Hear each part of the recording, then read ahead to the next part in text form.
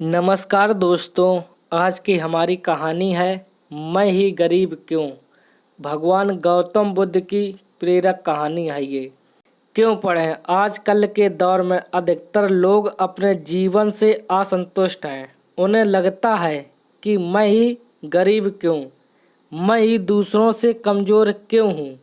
उन्हें अपने आप में दूसरों के मुकाबले कमी लगती है। वे इसका दोष भगवान को देते हैं, उन्हें अपनी स्थिति का कारण ठहराते हैं।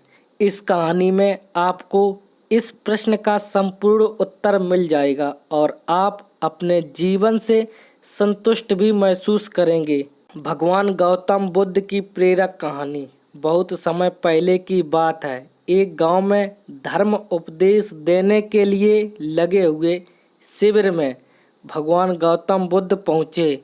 गांव के लोग अपनी अपनी समस्याएं लेकर उनके पास जाते और उनसे समाधान प्राप्त कर नई ऊर्जा के साथ वापस लौटते। गांव के बाहर एक गरीब राह में बैठा बुद्ध के पास आते जाते लोगों को निहारता रहता। उसने क्या देखा? दुखी चेहरा लिए भारी कदमों से लोग भगवान गौतम बुद्ध के शिविर में जाते और नई ऊर्जा के साथ चेहरे पर खुशी व आनंद लिए वापस लौटते। गरीब ने सोचा, क्यों ना मैं भी भगवान के पास अपनी समस्या लेकर जाऊं। यह सोचकर हिम्मत करके वह भी शिविर की ओर चल देता है। शिविर में एक एक करके क्रमबद्ध तरीके से व्यक्ति को प्रवेश मिलता है, इसलिए वह भी अपनी बारी की प्रतीक्षा करने लगा। जो कुछ उसने रास्ते में देखा, अब यहाँ उसे साक्षात देखने को मिल रहा है।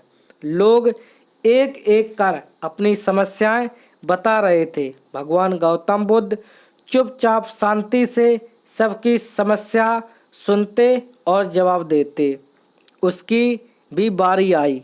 उसने भगवान गौतम बुद्ध को प्रणाम किया और बोला, भगवान मैं ही गरीब क्यों। भगवान गौतम बुद्ध मुस्कुराए और बोले, तुमने कभी किसी को दिया ही नहीं, इसलिए गरीब हो। इस पर वह आश्चर्य से वह भगवान गौतम बुद्ध का मुंह ताकने लगा और बोला, भगवान मेरे पास कुछ देने के लिए है ही नहीं, बड़ी मुश्किल से गुजारा हो पाता है और कभी कभी तो भूखे ही सोना पड़ता है, इतना गरीब हूँ। भगवान गौतम बुद्ध शांत भाव से बोले, तुम्हारे पास एक चेहरा है, किसी को भी मुस्कुराहट दे सकते हो। तुम्हारे पास मुंह है, किसी को भी प्रशंसा भरे कुछ शब्द दे सकते हो। जो हाथ तुम्हारे पास है, किसी की भी मदद कर सकते हो। दरअसल जिसके पास ये तीन चीज़ें हैं, वह भला कैसे गरीब हो सकता है। गरीबी का भाव मन में होता है। मन से यह भ्रम निकाल दो, लोगों को देते जाओ, गरीबी अपने आप ही दूर हो जाएगी। यह बातें सुनकर उस गरीब का चेहरा दमक उठा। उसे अपने प्रश्न का उत्तर मिल चुका है। अब उसके मन से गरीबी का भाव दूर हो गया। इस शिक्षा को जीवन में उतार कर कुछ ही दिनों में उसका जीवन भी खुशियों से भर गया। जीवन की सीख। मंदिर में भी लोग जाते हैं तो कुछ न कुछ मांगते रहते हैं और जीवन भर घुट घुट कर रो रो कर समय बिता देते हैं। वे ईश्वर की कृपाओं को कभी कम समझते ही नहीं, जीवन की महत्वता को कभी जाना ही नहीं। इस पर कबीर दास जी ने बहुत ही बेहतरीन दोहे कहे हैं। आइए पढ़ते हैं और समझते हैं। सबके पल्ले लाल हैं, सभी साहूकार, गांठ खोल परखा नहीं, या विधि रहा कंगाल। यानी सभी के पास ज्ञान है, जो कि ईश्वर की अनमोल देन है, जिसे हम कभी जानने समझने की कोशिश ही नहीं की, इसलिए हम सुख का आनंद नहीं ले पाते। मित्रों, मनुष्य जीवन एक अनमोल अवसर है और विधाता की असीम कृपा का तोहफा है।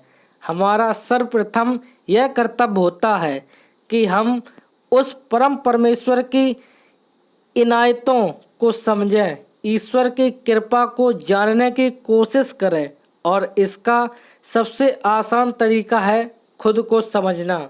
हमारा अस्तित्व क्या है, हमारा लक्ष्य क्या है, हमारे क्या कर्म हैं आदि।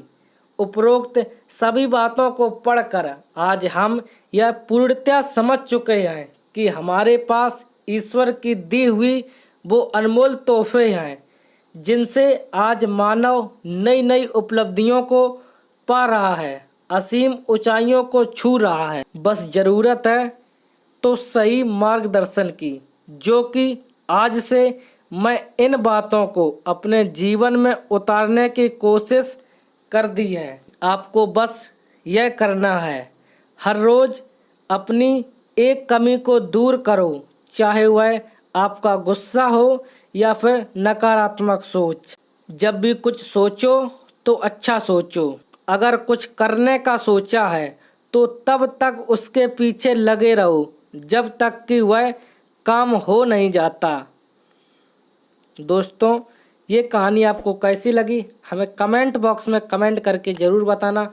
फिर मिलेंगे ऐसी ही अगली कहानी के साथ। तब तक के लिए आप अपना ख्याल रखिए और हमेशा मुस्कुराते रहिए।